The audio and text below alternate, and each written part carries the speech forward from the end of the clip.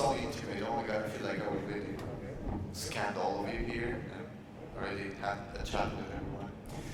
So I'm being called Baugasm, and I'll tell you a little bit more about it. But I'll just continue saying what I do and where I come from. So I'm from Albania. I don't know. I know some Albanians are here, but maybe there are a few more, maybe not. But it's small Albanians.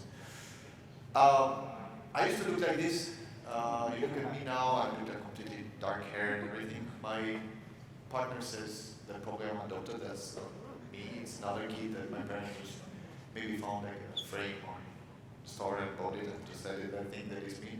But they made sure that I was like very high beast. Look at those clothes.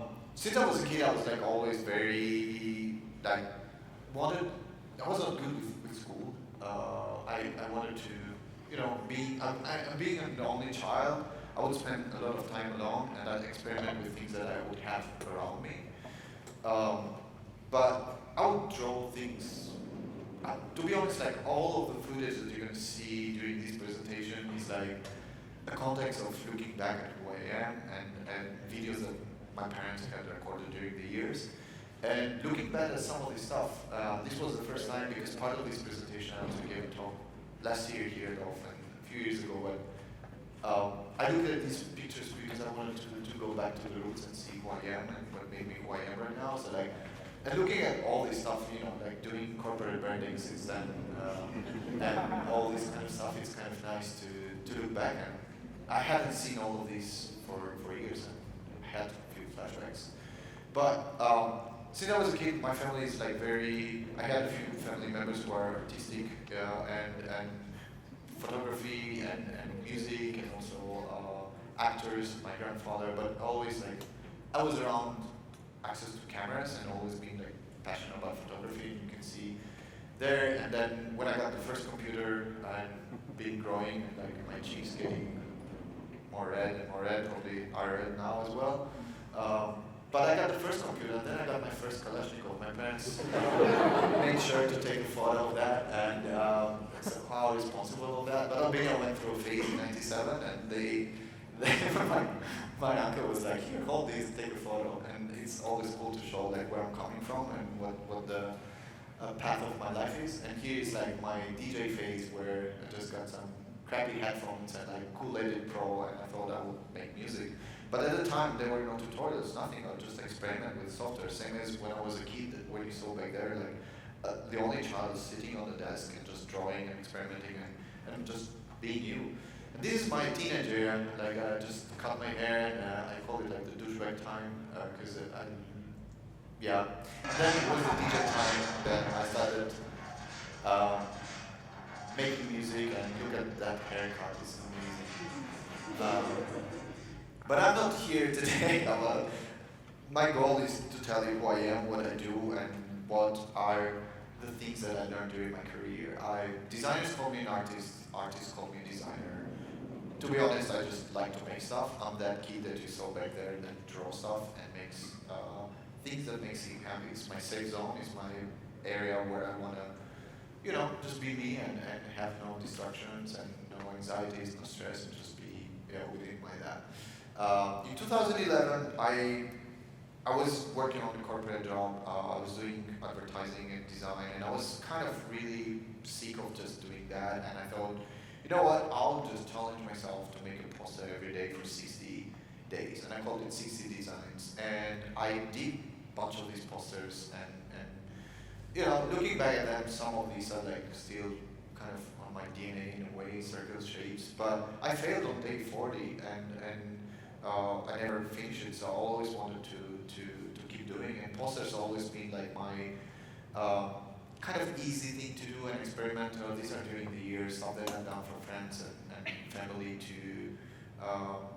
during the years doing the posters. And also connected to electronic music, I was always passionate about posters. But then I got into a lot of photography on the side, so I was doing both of this stuff all the time, and when Instagram came along, I was like, you know what, I'm sharing on Instagram a lot of photography, so I want to share also my design work, and I couldn't share it on my personal account because I had a lot of photography. Then I decided, you know what, I'll just open a new account, look back at this project that I started in 2011 called 60 Designs, and I would basically start making a poster every day for a year. And that was a big challenge because I didn't know what I was getting myself into, what it would be, how difficult, what I would learn during that. And today I'm here to tell you the path. So I went from working on an agency and having very limited tools and knowledge of what to do, and how making 977 posters, maybe I haven't updated the number, but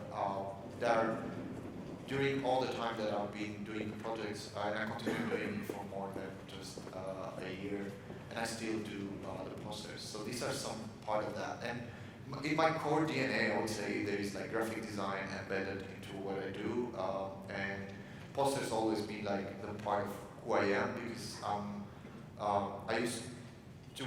I started also because of electronic music for me, and always have that part on the DNA. But if you want to see more of that kind of work, I don't want this to be, here's my work, but you can go just check Baugasm anywhere. So, as I said, what I will share with all of you today is what I've learned during this time, and how, hopefully, if anybody's just starting out, or just an insight of who I am, or my career path will help with that. So here is like just, always you're gonna see some of these photos of me being young.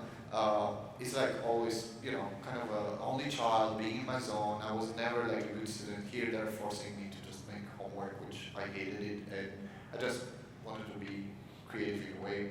But the first thing that I started while doing the Baugasm project, because I had to do things daily and challenge myself, is that I had to push software to its limits. Like, of course, every software that I was using at the time was Photoshop, Illustrator. Think about it as a tool. This is like a pegboard that I would have in my studio, where every tool gives you like access to make something specific. And this feels very similar to like the Photoshop toolbar or any other software. But at the time, I was just using Photoshop Illustrator. And because I had to put things out daily, it came to a point that I felt like limited to what I could do. And so what I started doing is like using, let's say in Photoshop, like the liquid effect, and that was like a new opening for me for the time. But I was like, that's it. Like it's limiting me to create more.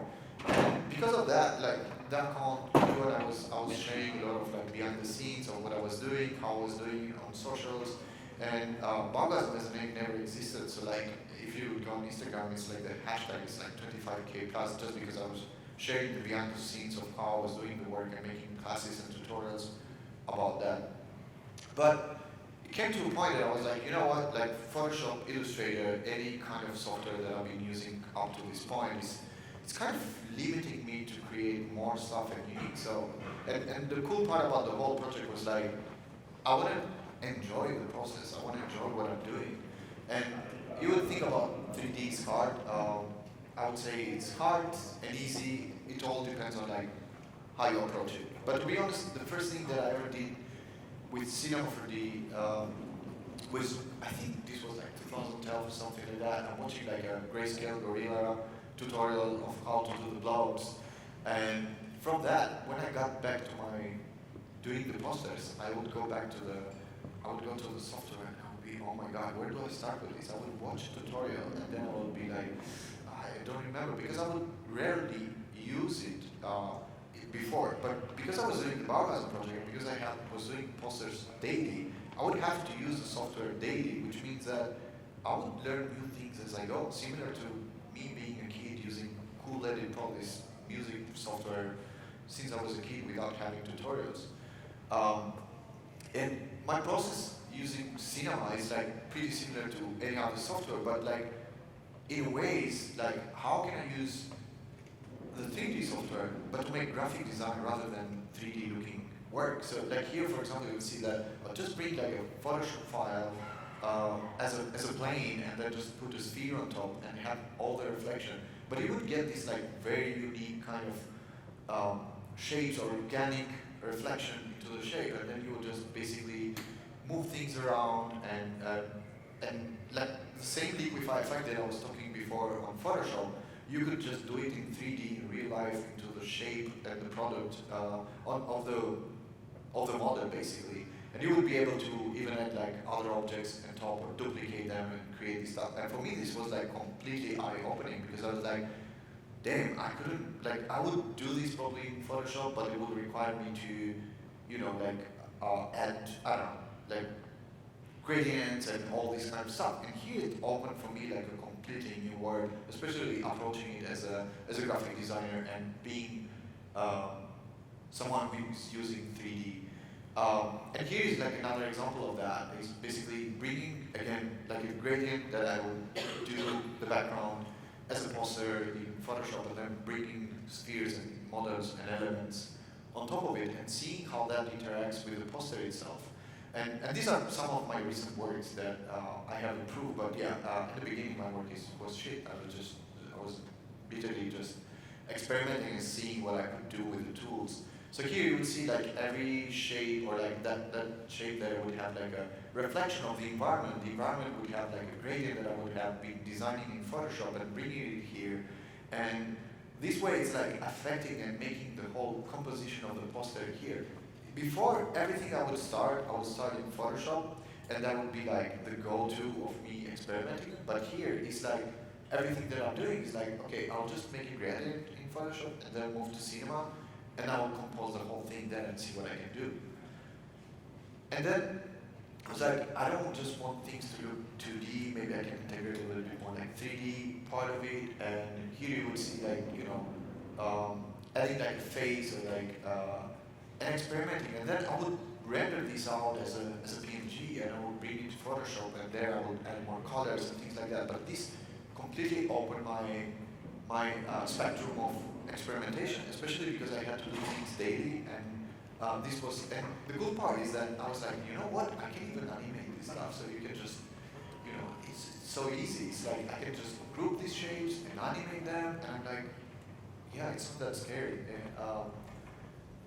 And then I was like, you know, like, I can make some more complex things and see how those will play. So like, those organic shapes that you see is like, the whole thing, the car, everything is done, is added in 3D and just reflecting basically the gradient of the paper or the background of the poster. But then all those spiky things, I would still combine a lot of tools. I made those using VR and just drawing them with the model of the car and then integrating them into the poster. This is what I kept doing, and I feel like using another tool in a way that I didn't have on my arsenal boosted my work on a completely different level. And here probably, again, you would see like how to use this. Normally, I could do this in After Effects or anywhere else, but basically just an animated background in After Effects and then brought into cinema and have like kind of this fluid element. Probably somewhere there you see that's completely simulation and animated within the box.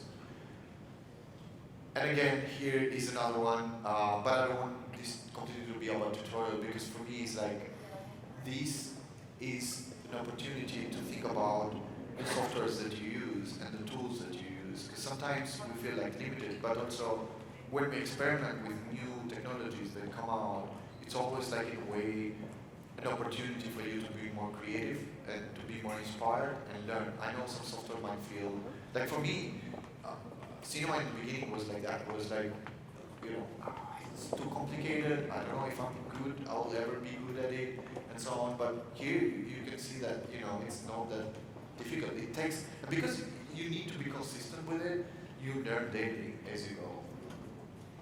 And here is another version of that. It's like basically just same technique, same style. It's like using a background from Photoshop, bringing weird shapes, and then do like blobs and things like that, and adding it there. Similar with this, it's so simple because it's just shapes that basically animate later on, and you just deform them and add them in there to create this kind of stuff. And the reflection is just an environment and the background created in Photoshop. But my always goal with this was like, how can I use 3D for me to make actually graphic design? The other thing that I learned while doing the Baugasm project was getting your hands dirty. So what I mean by that is not like that, but actually I wanted to create textures. I would create gradient textures in Photoshop or Illustrator and bring them into Cinema 4D to create those reflections that you saw. But then sometimes I was like, you know what, I'll just combine acrylic paint and photograph it and bring it as a texture in my 3D workflow, and then go back to Photoshop or Illustrator and create these kind of style artworks. And even the titles that you see here basically are like done like that and then brought into Cinema as a texture, animated, bring it to After Effects, combine all those together, and you get these kind of glitchy, weird things which during the years have evolved in a way. The other thing that I learned was like, when you think about posters, you always think about posters being printed, solids, put it somewhere. And I was like, you know what, most of my work is like digital, I'm sharing most of it on the internet, why don't you start animating it? And to this point, I hadn't made a lot of animation because it feels scary, and I always compare it to these. These are one of the most dangerous animals in the world, so I built this cage to keep them secure, so there's no possible, oh my God. So I started animating the posters in a way that, you know, like, it would be cool if you would see it on the screen or anything like that. And because I had to do it every day, I had also to experiment and learn a lot of the softwares that provide this. Even in 3D and Cinema, I would learn how actually to animate the things and the volumes that I was creating. And then I started adding sound.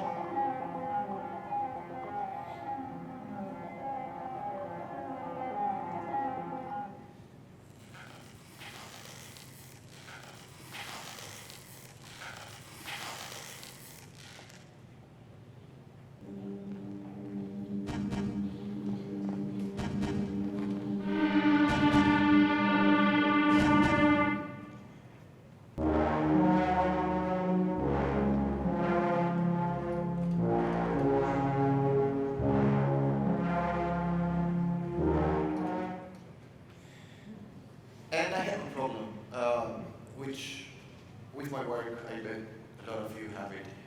And ADHD is my superpower. I hate it. And actually, I never went to a doctor to get it diagnosed, but I did what most people do is internet diagnosed.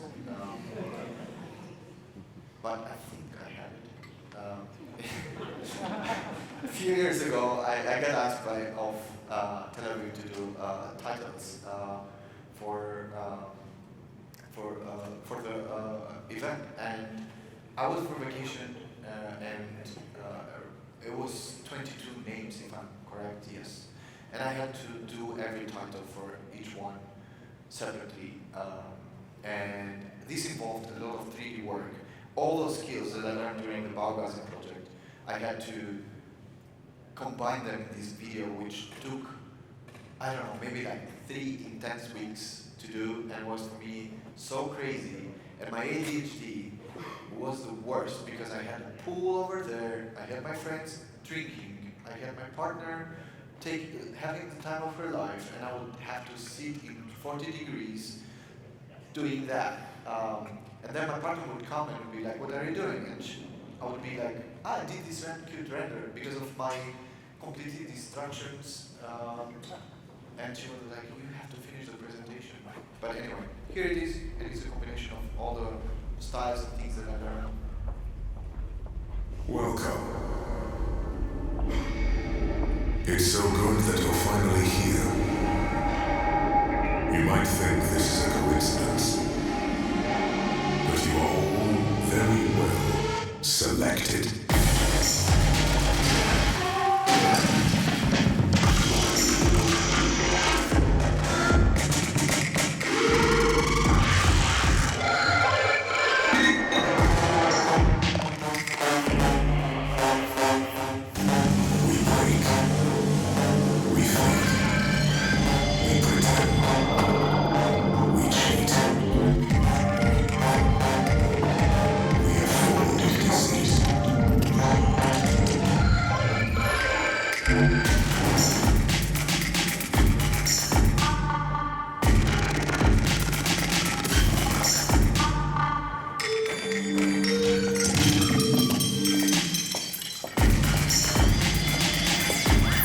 With you, pain.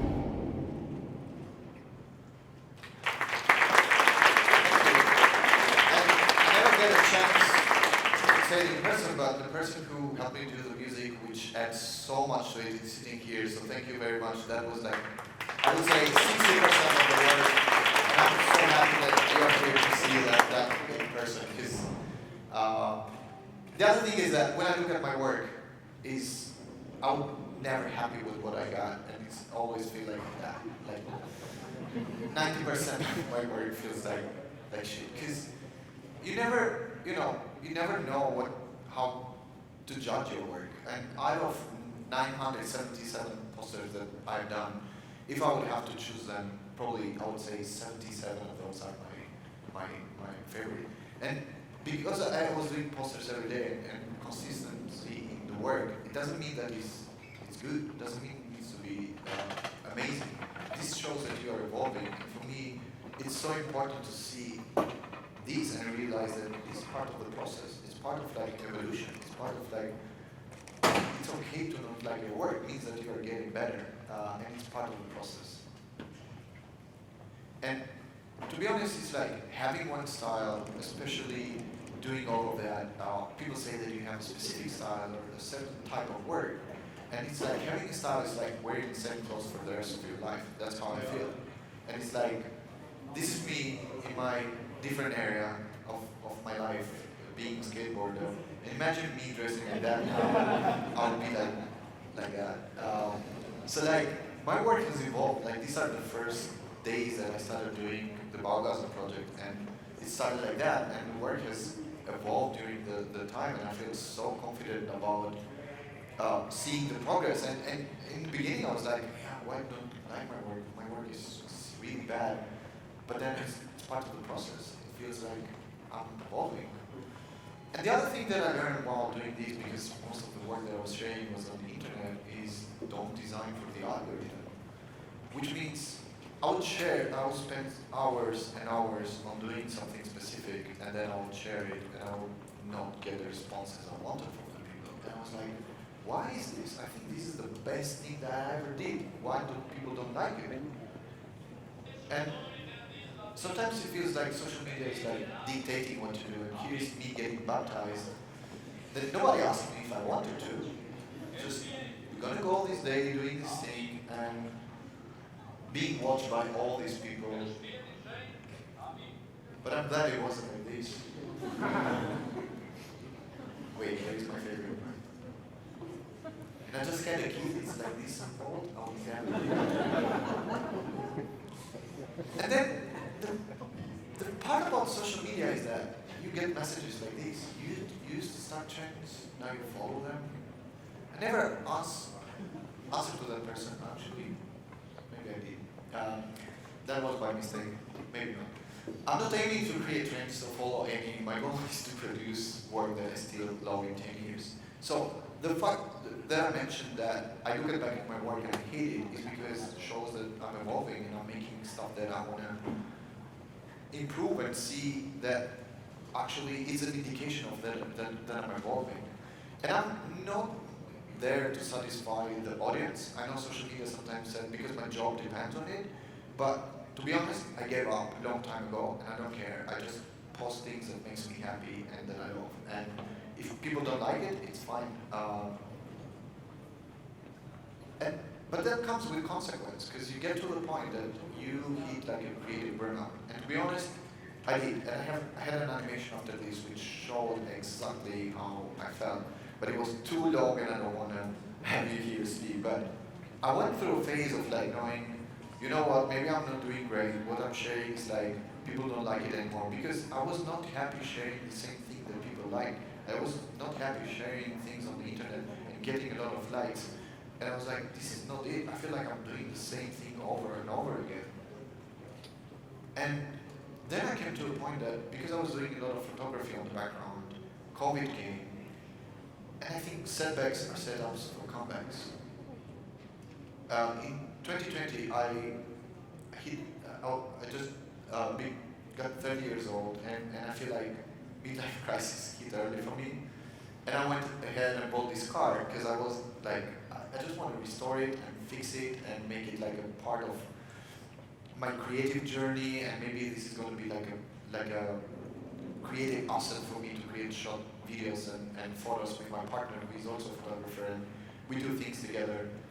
But then COVID came, and I was never able to finish the car. So I was like, you know what? I'll just get my 3D skills from all these years of doing the Baugasm project, and then I'll just maybe make the car. And I was so angry, I just put the car in the air with some smoke, and this became like a cool thing. I was like, this is exciting, it's new, it's different from the posters, and then I started animating the cars, and then I started doing like weird stuff. I was like, how can I create something in 3D using Cinema 4D to basically look like a real photograph?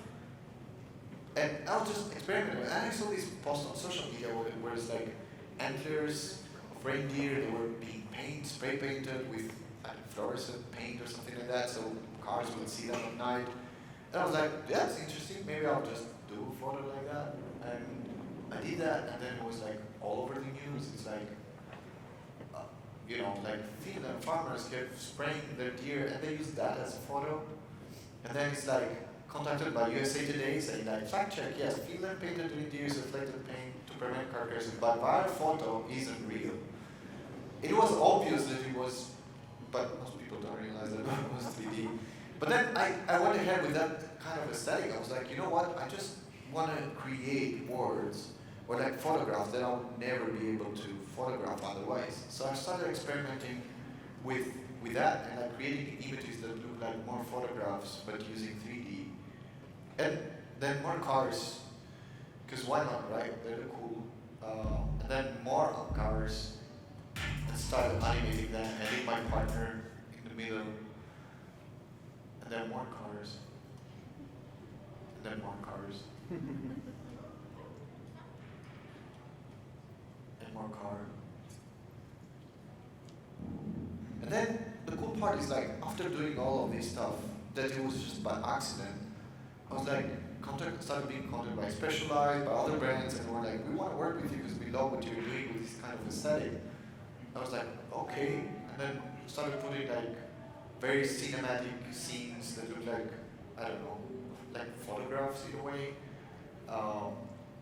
That was for Specialized. And then this was like in Berlin a few years ago. I spent for like a month there, and I was like, I was passing by these buildings. I was like, I'll just 3D scan it with my phone, bring it into the cinema, and then create like, there is so much workflow that you can get into your work with just using different tools, and I just did that, and basically the final output was like using the posters from the shot that I got with my phone.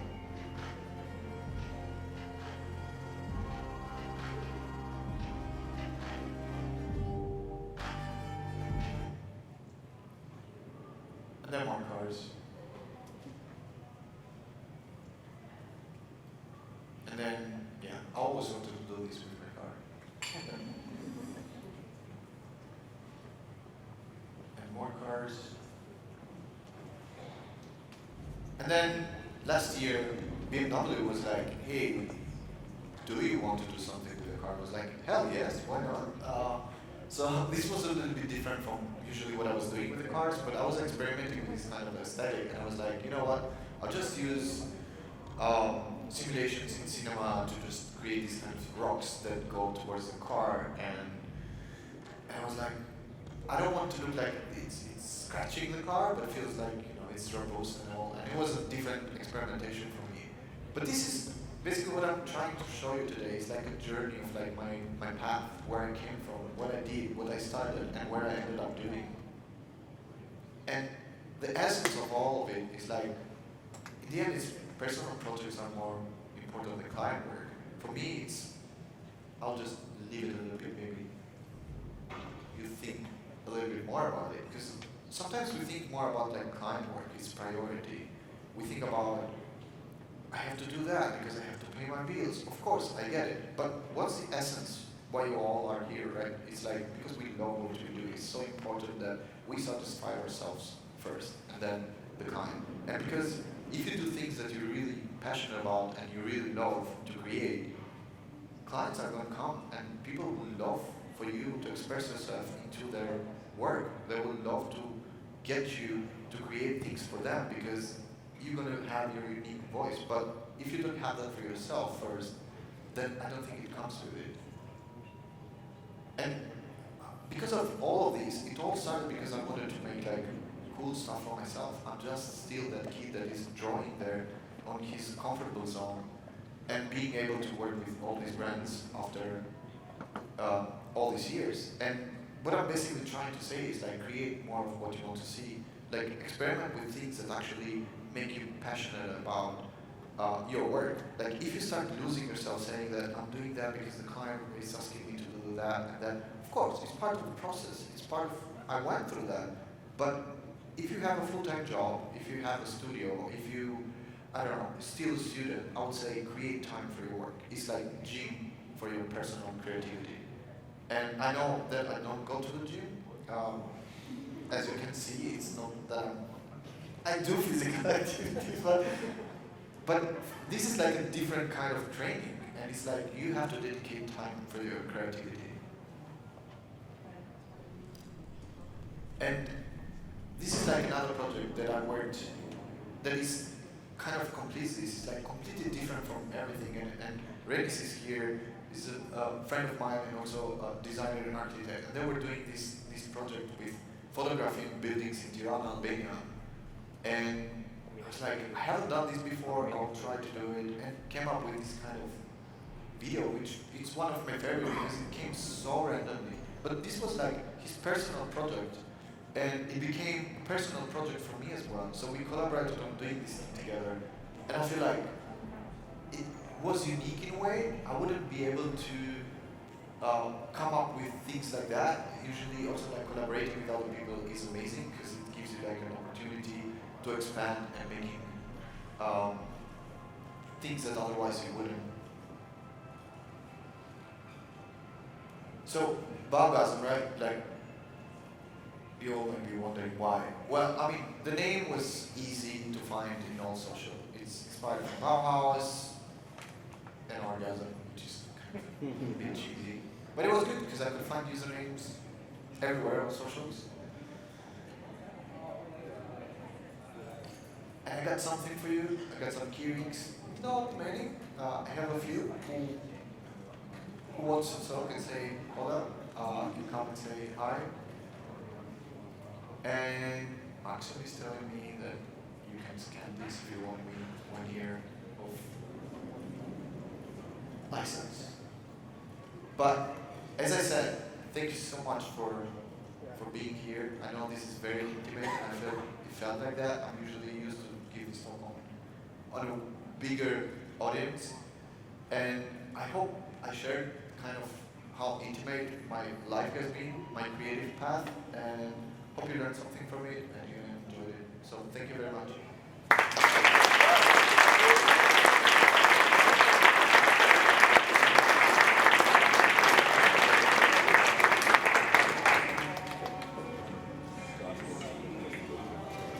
Thank you.